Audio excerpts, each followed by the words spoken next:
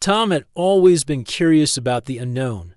As a human explorer, he had traveled across distant planets, collecting maps and learning about alien cultures.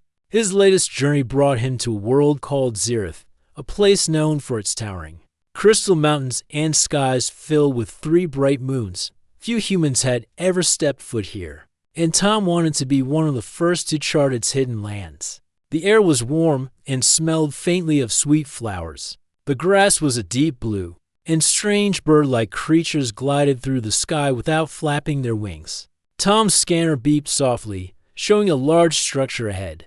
It was not marked on any star maps. Curiosity pulled him forward, and he pushed through the glowing plants until he stood at the edge of a massive valley. There, built into the mountainside, was a palace unlike anything he had seen before. Its walls shimmered like polished silver, and tall towers stretched high into the clouds. A wide bridge of black stone led to a main gate guarded by armored figures. Tom knew he should turn back. His training told him that approaching unknown royal territory without permission was dangerous. But the palace called to him. He wanted to see it up close. He stepped onto the bridge. The moment his boots touched the stone, the guards reacted. They were tall, with skin like smooth bronze and eyes that glowed faintly. Each carried a long spear with an energy blade at the tip. They moved quickly, surrounding him in seconds. One guard spoke in a deep voice. "Human, you have entered the forbidden ground of the royal house. You are under arrest." Tom raised his hand slowly. "I didn't mean to trespass. I'm just an explorer." The guards did not seem interested in his explanation. They locked his wrists with a glowing band and marched him toward the gates. The heavy palace doors opened without a sound, revealing a wide hall lined with banners of gold and blue. Alien servants glanced at Tom with curious eyes as he was pushed along the marble floor. The guards led him down a spiral staircase into the depths below the palace. The air grew cooler, and the sound of their boots echoed off the stone walls. They stopped at a large metal door. One guard pressed his hand to a panel, and the door slid open to reveal a dungeon cell. The room was small, with a bed made of woven leaves and a single lamp glowing in the corner. Tom was pushed inside. The door closed behind him with a heavy thud. He sat down on the bed, his mind racing. This was bad. He had been in trouble before, on alien worlds, but never with royalty. He wondered what kind of punishment they had in mind. The glowing band around his wrist dissolved, but the cell door stayed locked. Minutes passed. Then the sound of footsteps echoed in the hallway. The door slid open, and a figure stepped inside. She was tall, with long silver hair braided down her back. A crown shaped like a crescent moon rested on her head, and her robes were made of flowing blue silk. Her eyes were a bright emerald green, and they studied Tom with calm intensity. He guessed immediately who she was, the queen of this palace. "You are the human who walked onto my bridge," she said in a voice that was firm yet smooth. "Do you know what you have done?" Tom stood. "I didn't know this was forbidden. I'm sorry." The queen walked closer until she stood only a few feet away. "This land is sacred. Only my family and my guards may walk here. By our law, your life now belongs to me." Tom's chest tightened. "What does that mean?" She tilted her head, watching him closely. "It means I decide your fate. I could keep you here as a prisoner. I could send you far from my world. But there is another choice." Tom frowned.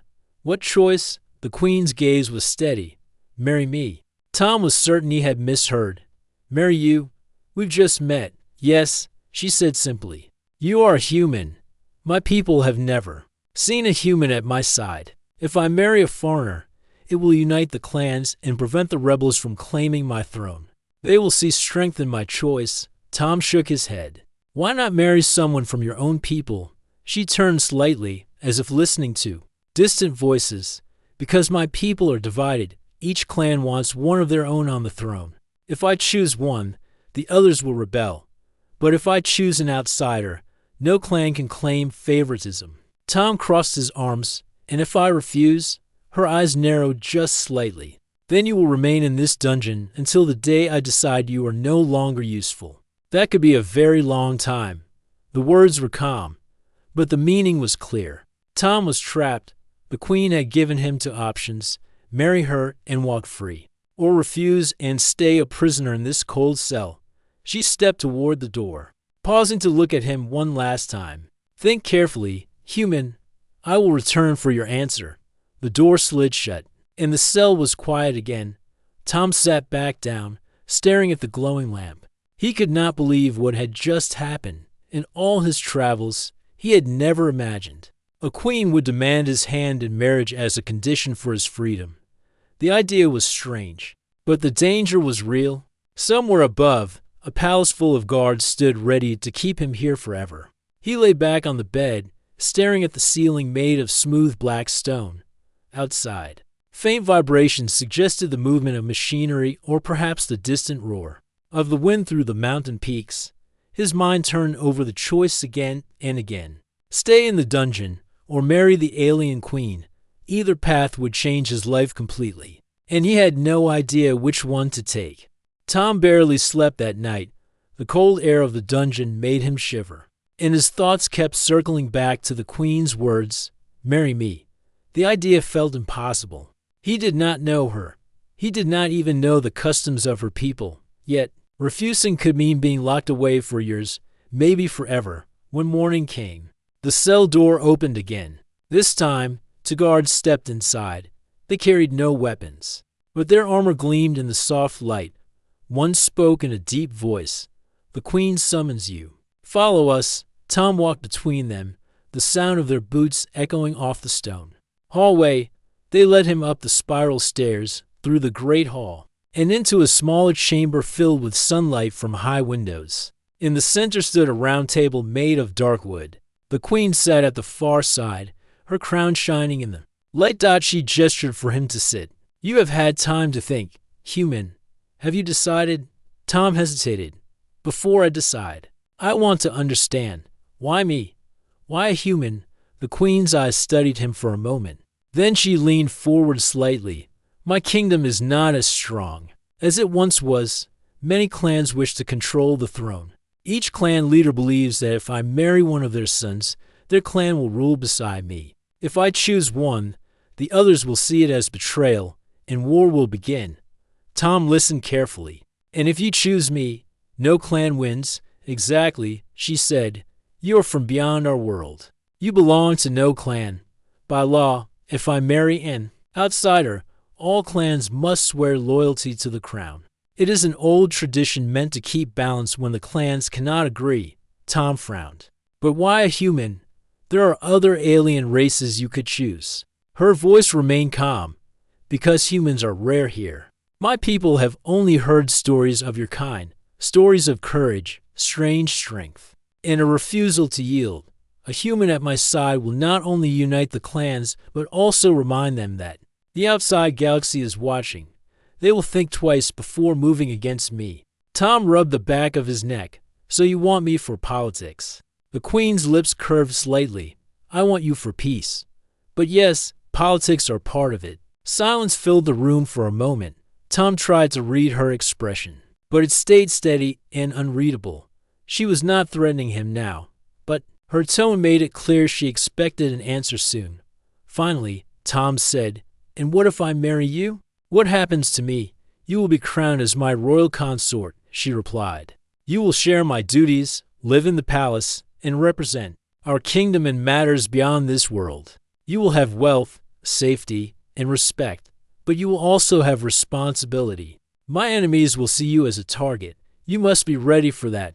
Tom leaned back in his chair. He had been in dangerous places before, but being the husband of an alien queen was another matter entirely. "And if I say no?" Her gaze hardened slightly. "Then you will remain in the dungeon until I decide otherwise. I cannot allow you to leave freely. You have seen the palace, its defenses, and the path to our sacred lands. That knowledge cannot be given to outsiders without protection." Tom sighed. "You're not giving me many choices." "You have two," she said simply. The guards stood silently near the walls, waiting. Tom could feel their eyes on him. He took a slow breath, then asked, "Why do you trust me enough to even make this offer? I could be dangerous to your people." The queen's green eyes locked with his. "Because I saw the way you spoke yesterday. You were calm. You did not beg, and you did not threaten. You faced my guards without drawing a weapon. That tells me you are not a coward. But you are not reckless either. Such balance is rare. Her words surprised him. He had not thought about how he acted when they caught him, but she had noticed every detail. Tom looked at the table. I need time to think. I don't want to make a choice I regret.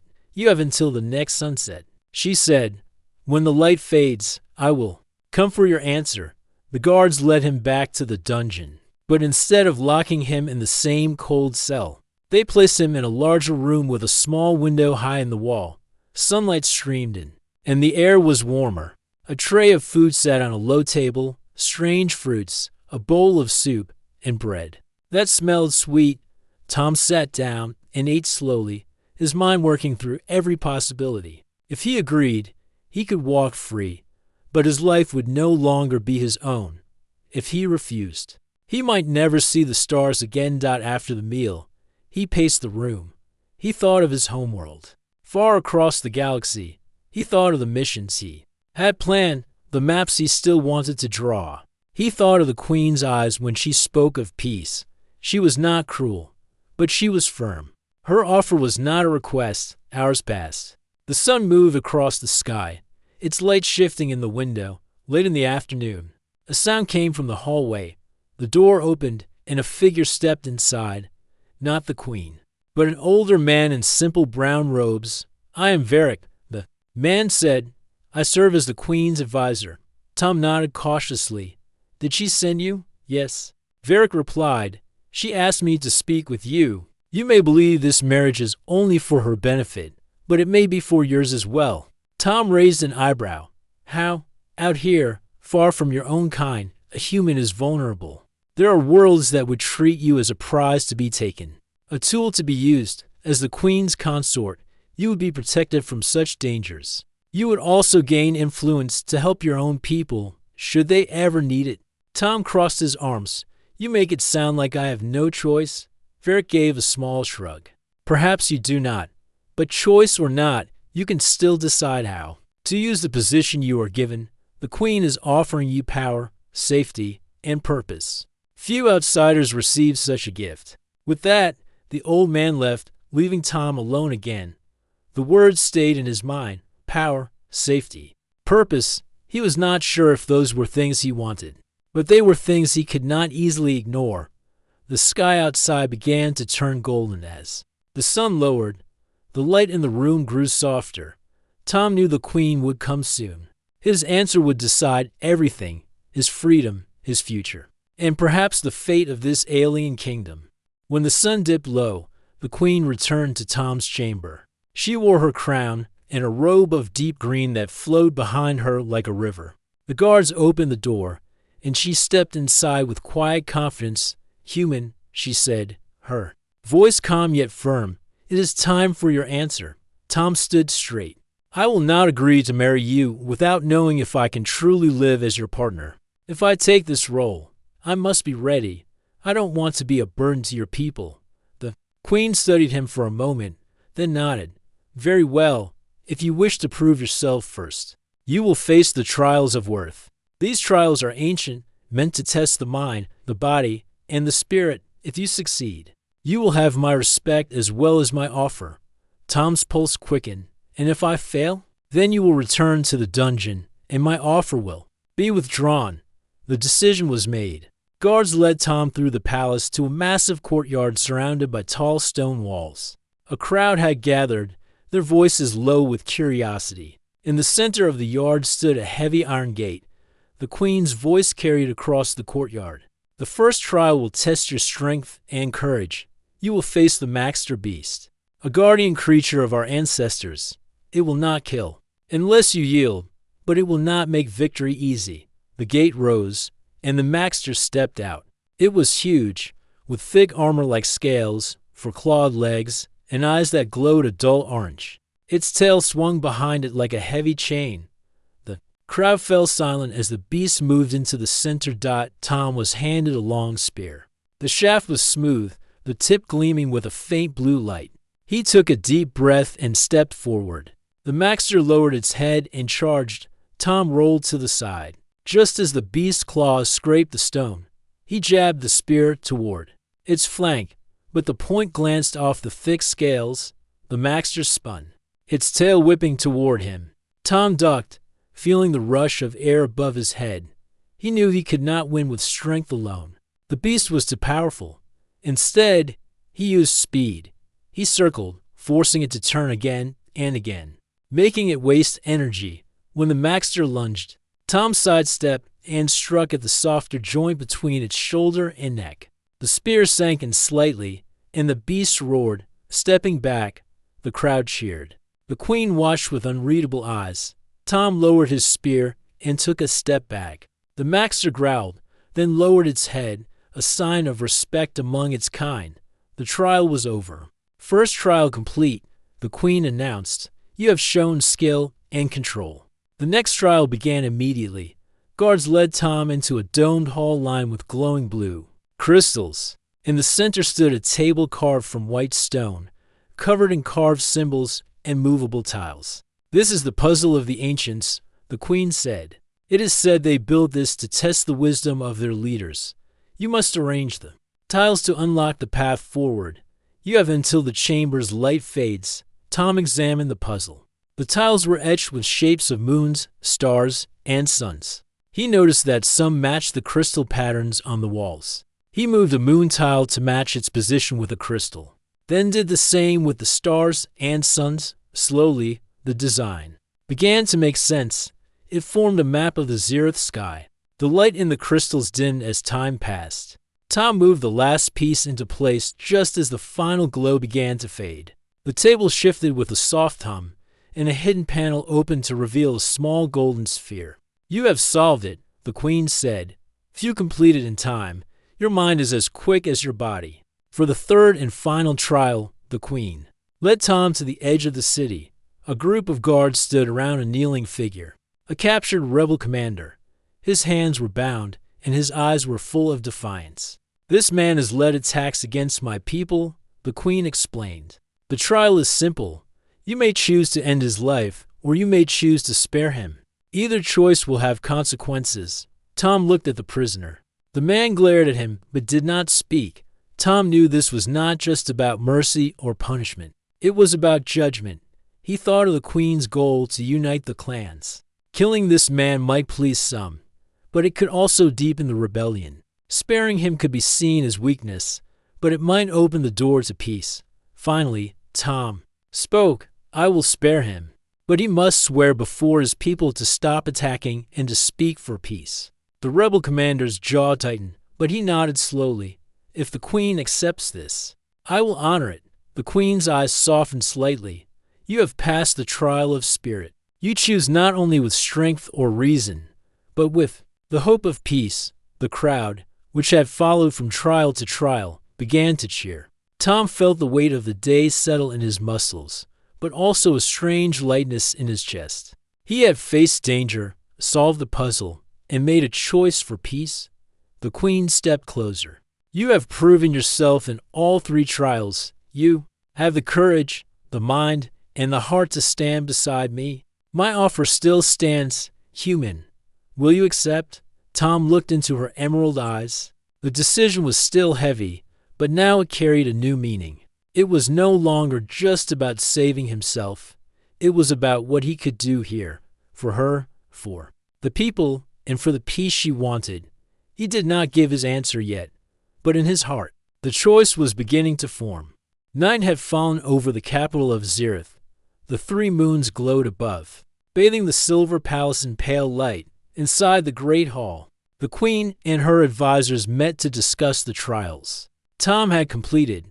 Many in the room still doubted him, but the queen's voice was steady. He has shown courage, intelligence, and mercy, she said. These are the qualities we need in the days to come.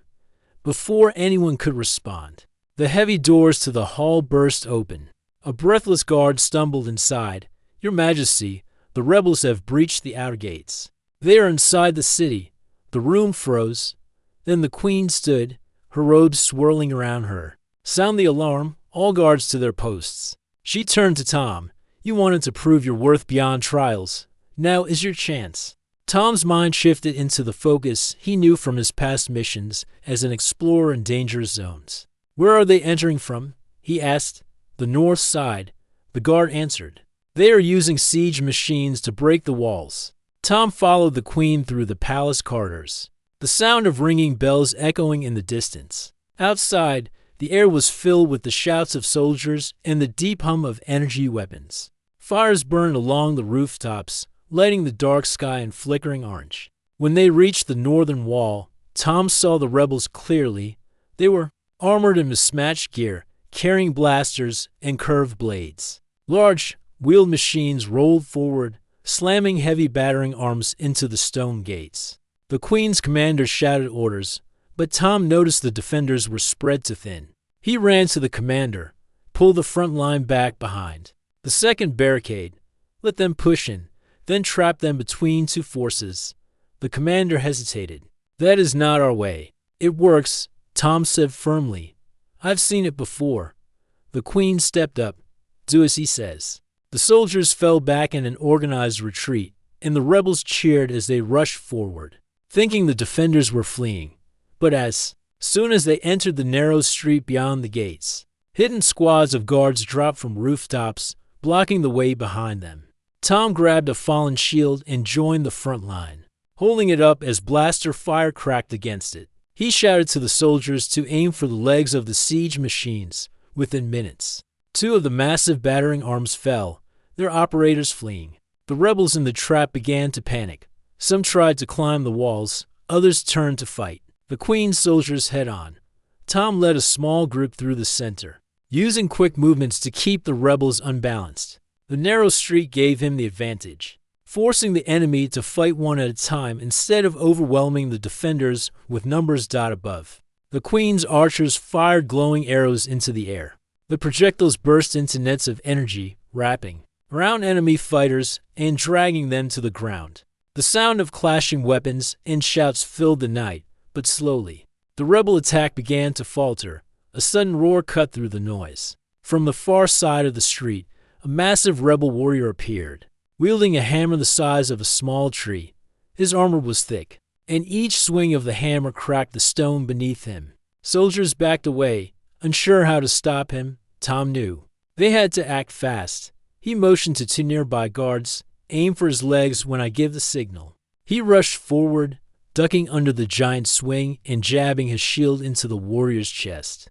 The giant staggered, and the guards fired at his knees. The armor cracked, and the giant fell to one side. Tom kicked the hammer away before the warrior could recover, and the Queen's soldiers dragged him into custody. By the time the last of the rebels were pushed out of the city, the streets were littered with broken weapons and smoking siege machines. The Queen walked among her people, speaking to the wounded and giving orders for the fires to be put out. She stopped in front of Tom. Your tactics saved lives tonight. You saw the field in a way my commanders did not. Tom wiped the sweat from his brow. I've been in fights before. You learned that winning isn't always about strength. It's about making the enemy move where you want them. The Queen nodded, and you did just that as they walked back toward the palace. Tom noticed the way the soldiers looked at him now. The doubt in their eyes had faded. They had fought beside him, and that counted for more than words or titles. Inside the great hall, the Queen dismissed the commanders and faced Tom alone.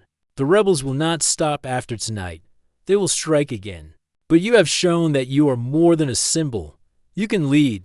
Tom met her gaze. I didn't come here to lead your armies, but if I stay, I'll fight for your people. Her voice softened. Then perhaps you should also fight for the crown, as my partner. Tom gave a small smile. You're still asking me to marry you after all this? Yes, she said. Because tonight, you proved you are not just an outsider.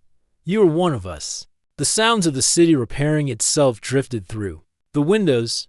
The fires were dying down, but Tom knew the danger had not passed. The rebellion had seen him fight, and now they would see him as part of the Queen's power. That meant the battles ahead would be even harder. But deep inside, something had shifted. This was no longer only about his freedom. It was about protecting a world that, in a strange way, had begun to feel like his own. The battle had ended, but the capital of Zirith was far from peaceful. The streets still smelled of smoke, and the sound of hammers echoed as workers repaired broken gates and damaged walls. The Queen's guards patrolled every corner, alert for signs of another attack. Tom had barely slept since the night of the battle. His body ached from the fight, but his mind was sharper than ever. He walked through the market district, checking the repairs and speaking to the people. Some bowed when they saw him, calling him the human who saved the wall. Others simply nodded, their eyes full of cautious respect. Late in the afternoon, as the twin suns dipped low, Tom was returning to the palace when the cloaked figures stepped out from an alley.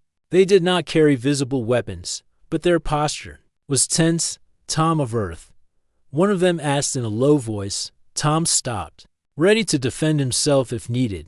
Who's asking? The second figure pulled back his hood, revealing a scarred face and sharp, watchful eyes.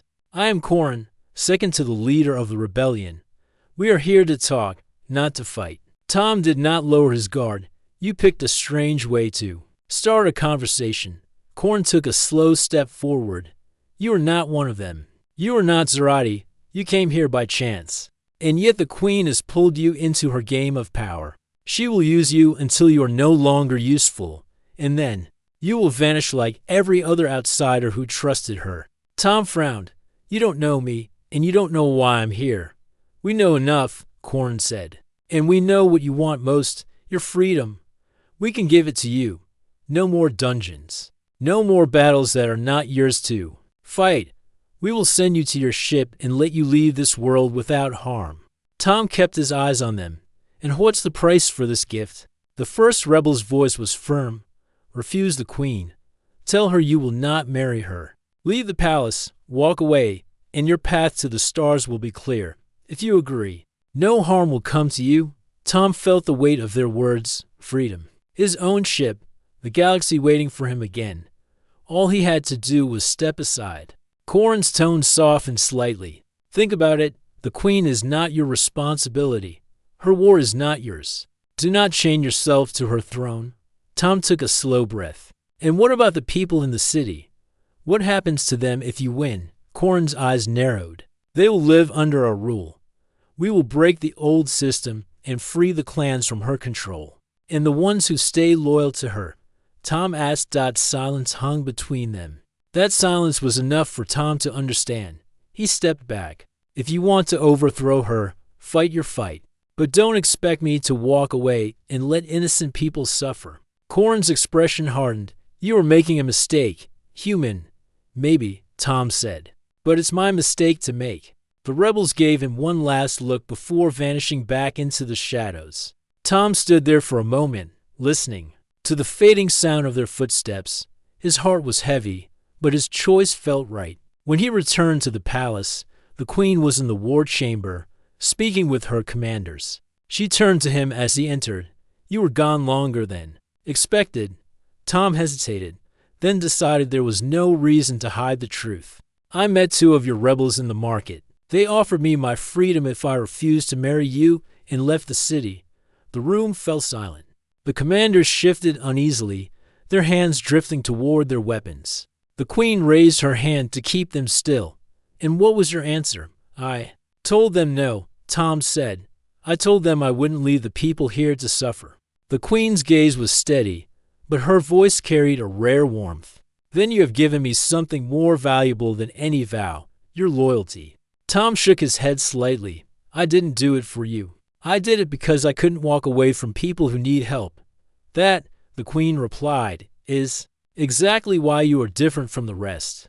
The conversation ended as a messenger rushed in with urgent news. Rebel scouts had been seen on the outskirts of the southern farmlands. The Queen ordered immediate patrols and doubled the guard at the gates. Later that night, Tom stood on one of the palace balconies, looking out over the city. Lanterns flickered in the streets, and the repair gate stood tall against the dark horizon.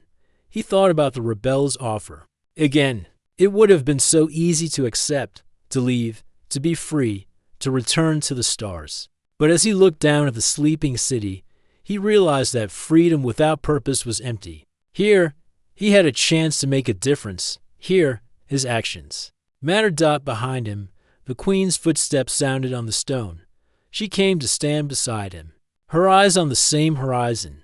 The rebels will come again. They will come harder next time. Tom nodded. Then we'll be ready. She glanced at him. You say we now. He allowed himself a small smile. Maybe I'm starting to feel like part of this place.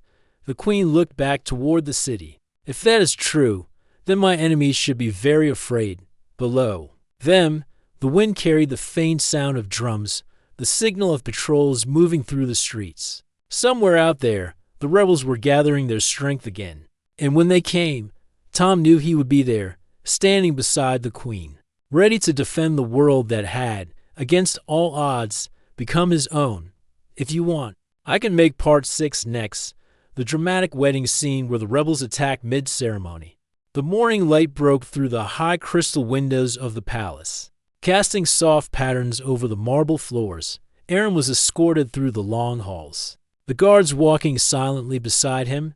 He could tell they were nervous, although they hid it well. Something about the air felt heavier than usual. When the large golden doors of the throne room opened, Aaron saw Queen Malara sitting with her head lowered. Her crown was not on her head, but resting on the table beside her. This was unusual. Malara was always proud and commanding in front of her court. Yet now she looked almost human in her posture. You're here, she said, her voice calm but tired. Sit, Aaron obeyed, keeping his eyes on her. Is something wrong? The queen gave him a sharp look, as if reminding herself who she was speaking to, but then sighed. Do you think I enjoy forcing someone to marry me? Aaron was surprised by her words. I thought you were doing this for power. Malara looked away toward the tall windows. Outside, the city was alive with the sound of airships and merchants calling in. The market, there is a reason. One I cannot speak of in front of my advisors. They think this is a matter of politics. But it is more than that. Aaron leaned forward. Then tell me. I cannot trust you unless I understand. The queen's hands tightened on the armrest. The truth is, my rule is not as secure as it appears. My own council is divided. Some of them are working with outside forces who want my crown. If I marry you, I gain a protector not bound to their politics. You are human, unpredictable to them. You are a piece they cannot control. Aaron was silent for a long time. So, you are using me as a shield. Her eyes narrowed. I am offering you survival. Without this arrangement, the council would have removed you from this world already. They fear you might be a spy. By tying you to me, I keep them from acting. Aaron could see that she was telling the truth, but it was still hard to accept. He remembered the cold stone walls of the dungeon, the iron door slamming shut behind him. Now she was claiming that same imprisonment had been her way of saving him. Why me? He finally asked.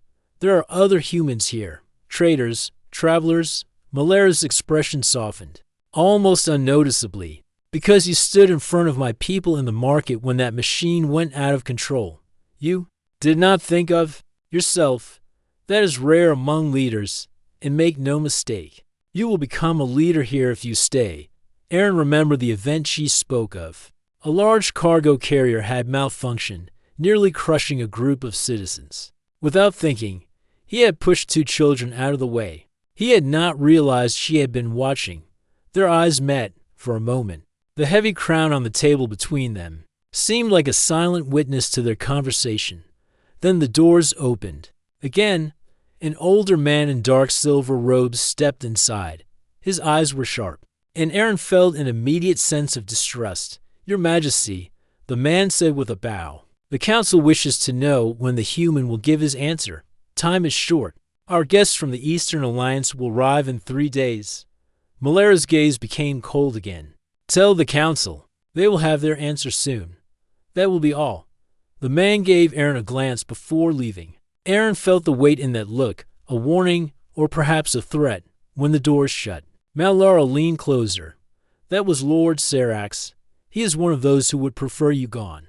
If you refuse me, he will find a way to remove you. I will not be able to stop him without making myself look weak to the council.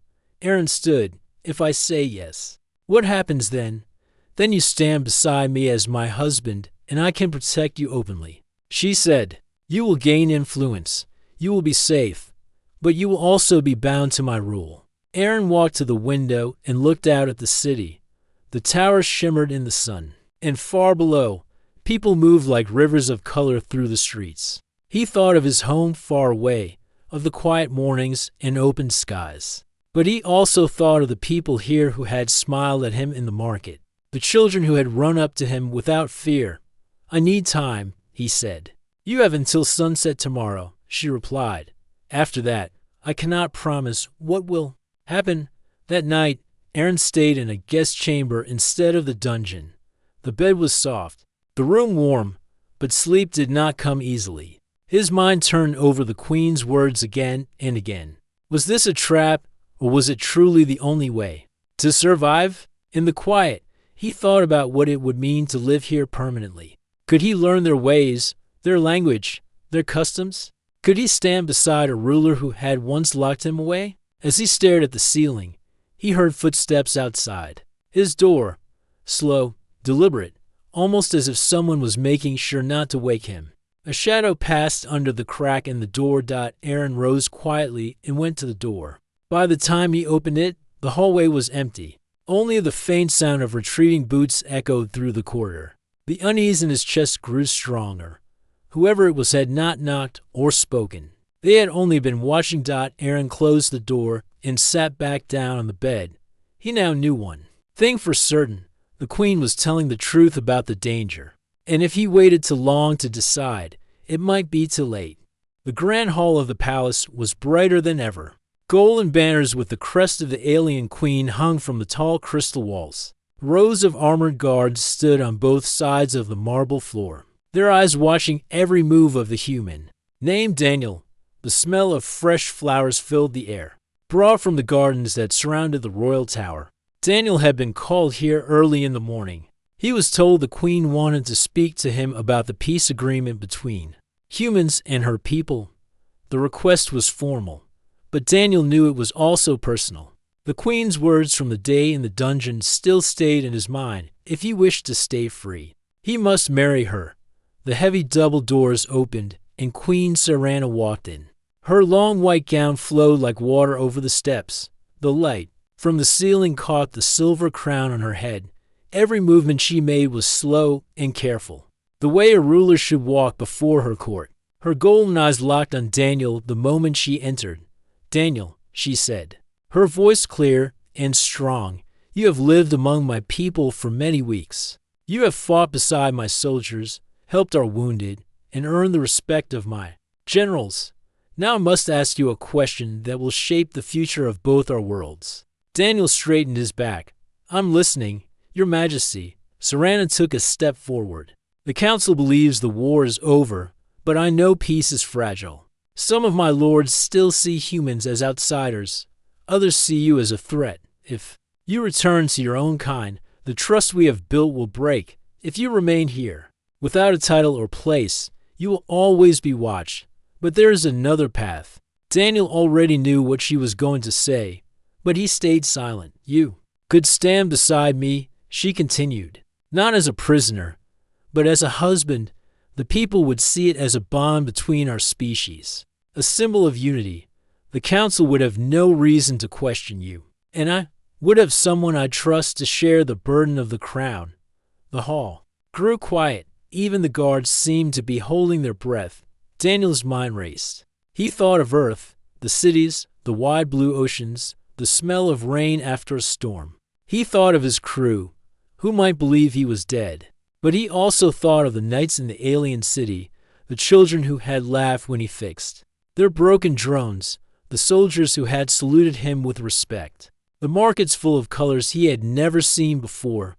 "Serana," he said slowly, "I understand what you are offering, but marriage is not a simple thing. It is not just a symbol for the people. It is a promise." "I know," she replied, her voice softer now, "and I will not force you. But you must also know that the lords grow restless. They may not allow you to remain here much longer, unless you are bound to me by law." Before Daniel could answer, one of the Queen's advisors stepped forward. It was Lord Taryn. a tall alien with a sharp jaw and a voice like cold steel. "Your Majesty, with respect, I do not trust this human. He may have aided us in battle, but that does not make him loyal. If he refuses, we should send him back to his world at once." The words cut through the air like a blade. Some of the other lords nodded in agreement. Daniel met Terran's gaze. "I have risked my life for your people.